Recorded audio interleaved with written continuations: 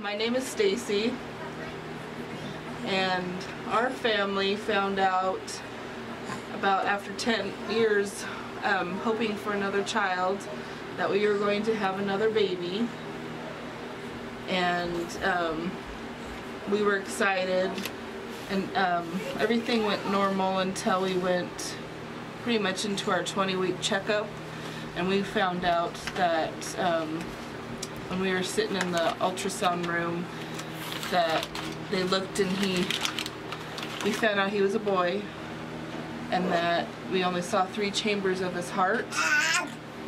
And at first I kind of knew, you know, you're supposed to have 4, but didn't register, and then we had to go back into the doctor's office, and they wanted to have a checkup and tell us we needed to go see the University of Washington and have genetic counselor, and kind of went into a whirlwind from there. So we waited for about a week and finally had our appointment for the genetic counselor. They did a full ultrasound, and they came back, and Levi and I had gone into the room waiting for them to talk to us, and they kind of told us a little bit about why we were there, and said that he had a heart condition, congenital heart defect, and then it had the dun-dun-dun, and Down syndrome was a possibility.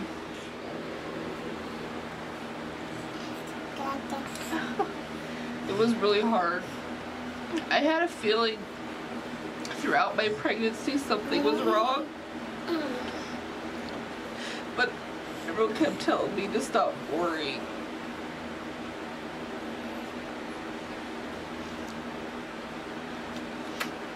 So we sat in there for a while just listening to what sounded like background noise, and finally I just told Levi I was ready to go home. Let's fast forward to today. What services have you found helpful for you and Colton and your family at Children's Village? The dental program, we're just now starting to do the dental program, and he just had a dentist appointment here last week, and that's a big one we use.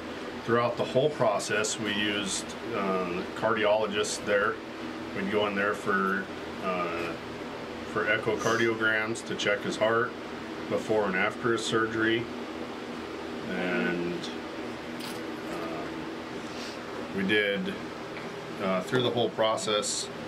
We got involved in the parent-to-parent program through them. Mostly Stacy did, but that introduced her to new families. We went through their Holland program. What's the Holland program? That's a support group for parents with special needs children, and that ranges everything from the different spectrums of autism to Down syndrome to anything. And so, all right, so Stacy, I wanted to ask you about the parent-to-parent program. Tell me about how you heard about it and what your first experiences were with it. One of the first things that we found out at the genetic counseling was there was a lot of information available and there was people out there to help us. It's hard to remember, it's almost 2 years ago, but they did, I believe they gave our phone number to Amy Berkheimer at the Children's Village, and she had gotten in contact with me, and when we were going in, I had to go in for prenatal screens, so I was actually going to Children's Village before he was born, and I got to meet Amy, and she told me her story about her son. He was born with issues, and kind of told me her journey, and even though our journeys were different, they were still essentially the same with you know, sadness and worry about medical and how we're going to do this and if we're going to be able to do this, all the questions. And she was actually able to hook me up with another mom who has a little daughter with Down syndrome. And so she called me at work, and we talked on the phone for probably a good hour, and she just listened to me about all my fears, and she just talked to me and said what I was feeling was normal, and she's been through it, and said you can do this and it'll be the best thing that you've ever done.